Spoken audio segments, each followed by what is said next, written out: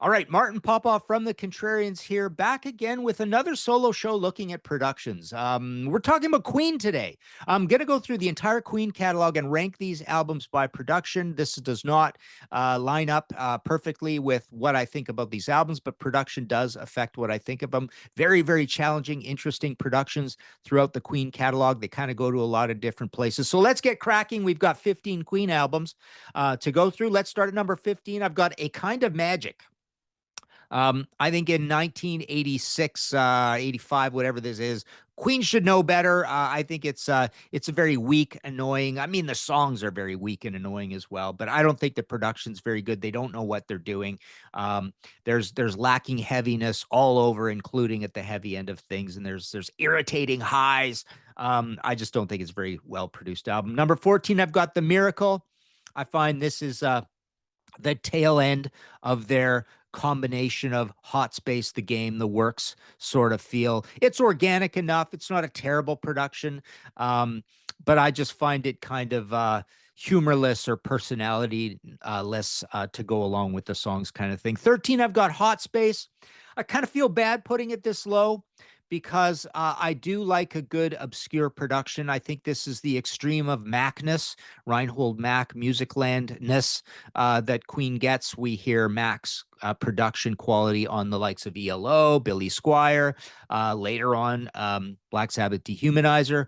But this really, so you've got that that thwap, that mid-rangey, kind of high mid-rangey drum sound. It's almost like broken skins on the bass drum sort of thing. It's very bright, but it's kind of at an irritating zone on the mid-range. So not a lot of bottom end, but it's kind of exciting, kind of cool, kind of different. Number 12, I've got Queen 2. People have always complained about the production of this album. It just sounds kind of muddy and mid-rangey, and maybe too many tracks competing for each other on this. There's just something not very particularly high fidelity about it, and Queen deserves better because there's such a complex band trying to do too many things. But I think too many things are just crowding the mix, and it just sounds sort of claustrophobic. Number 11, Sheer Heart Attack, for the same kind of reasons, but I feel like they correct a little bit. You do get the famous Brian May way up in the mix and some of that overdriveness. I don't think the drum sounds are particularly, I don't think we're into the great period of Roger Taylor personality when it comes to production yet on Sheer Heart Attack. We are still early and it is challenging. Queen is a challenging band, but I just don't think it's particularly high fidelity. I don't think it's got good treble on it either.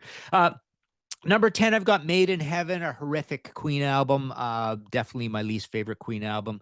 And the production is just kind of there. They're not doing anything heavy on this. It's almost like a Haggard Hardy, Bruce Hornsby piano album. There's no egregious, particularly egregious 80s or 90s sounds on it. It's just a good quality production. But they're not trying anything particularly interesting either.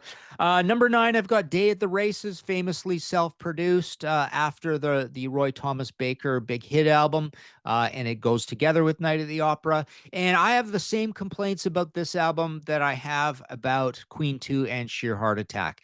I just find it a little bit too claustrophobic, mid-rangey.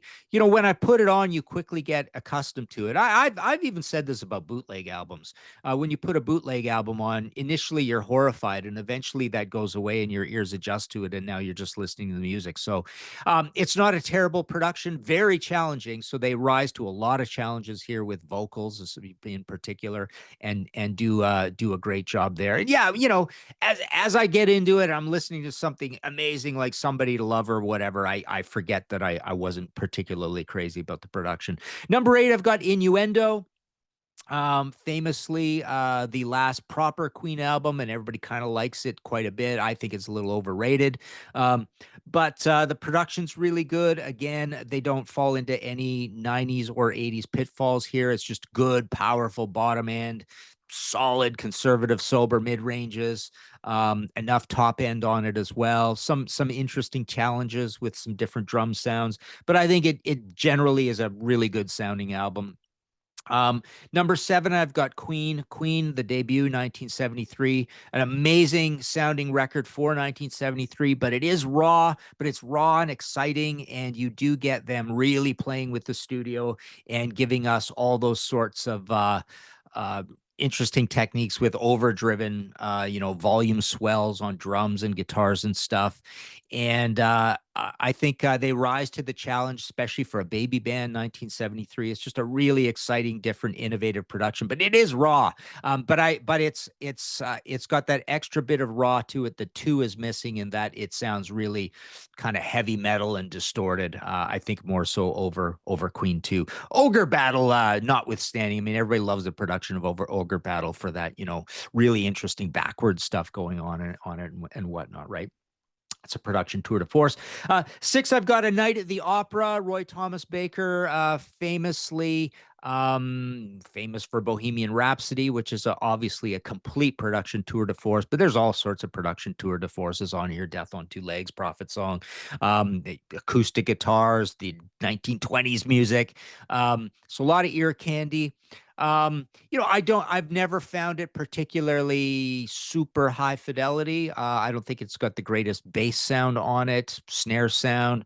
Guitars can be a little muddy at times. It's got a little bit of physical graffiti to it, which kind of makes sense given the era.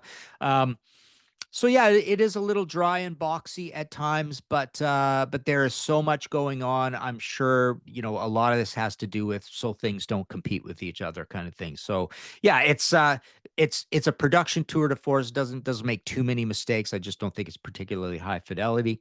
Number 5, I got Flash Gordon. I wasn't going to put this in here, but I've got 5 for Flash Gordon, 4, and I've got the game at 4. And these two absolutely go together, recorded kind of the same time. And I think you've got a super high fidelity version of the Mac sound on these 2 records. Let's just talk about the game. I mean, I think now you've really got a Roger Taylor drum personality, and but also a lot of bass drum as well. So I think it's just a good sound. You've got, like I say, good quality Mac, intrusive mid ranges on it. Just full blooded, full bodied all throughout. Not a heavy album at all, and there's really not too much heavy guitar on it. I've always thought Dragon Attack, as the heaviest song on it, was a little overrated. I find there's more heavy metal production in the heavy parts of Play the Game on this album than really anything else. Is Save Me on here? Hang on, Save Me. I always get a couple of these mixed up. The other really good kind of swelling power ballad song has got some good heavy stuff on here as well. Number 3, I've got The Works. It's a little bit of a surprise. It's not one of my favorite Queen albums, but again, I find it's a refinement of the game kind of production on here. So it's good quality production, even with the super synth rock song Radio Gaga. I think they get really good sounds all throughout here. So they do a good job of synthesizers, good job of guitars. Hammer to Fall's got a great guitar sound. I'm not Roger. Brian is not playing like the old Brian, so I'm not particularly. I think he's kind of lost the plot in terms of what I love from Brian May from guitar as we move into the '80s. But there's a cool sound on there. But yeah, good bottom end. I think this is just a well-produced album. No bad '80s tropes that you're getting out of this. Number 2, I've got News of the World. I think you've got the very best expression of the production we get on Queen 1 on News of the World. Super raw, heavy guitars. You think of the song Sheer Heart Attack. Great drums with a little bit of a mix of Bonham-esque no bottom end and some just regularly well recorded bottom end. Fight from the Inside. You think of, man, the guitar sound on that. Yeah, this is just a really good quality Queen, super personality, Queen personality sort of album. Kind of a mix of jazz and A Night at the Opera Queenness mixed with raw, hard rocking, heavy metalness, and good booming sounds from Queen 1. Number 1, I've got Jazz, which coincidentally is my favorite Queen album as well. I think here you get The absolute epitome, the apex of Queen personality, and that is really something that is it's Brian May and Roger Taylor more than anything. It's not Freddie, it's not John. It's the amazing drum sounds on here with the timbali flappiness, loose heads of the toms. That great again. So now you've got actually a little more John Bonham in here and a little less proper bottom end than you've got back on News of the World from 1977. Now we're in 1978. So I think the personality of Roger is coming through the volume swells and the loose head kind of feel of the toms. Um, and you've got some great electronic effects tried on this album as well. Fun It and what is that? More of that jazz. Mustafa with the really, so they're going extreme with the tight small queenness as well. So this album is very tight and small and urgent in what they're doing, but everything is just super sparkly and exciting that you get. And then also they mix it up as well because you think of something like a Fat Bottom Girls. And look at the difference between that and Let Me Entertain You. Let Me Entertain You is a way more heavy metal written song, but Fat Bottom Girls is a way more heavy metal recorded song. So it's absolutely monstrous with the effervescent, shimmering, going all the time cymbals and the huge, huge guitar sound and the toms. That elongated tom fill is so classic as well, right? So yeah, they try a whole lot of different things. This whole album is a production tour de force because they're trying so many different things all over it.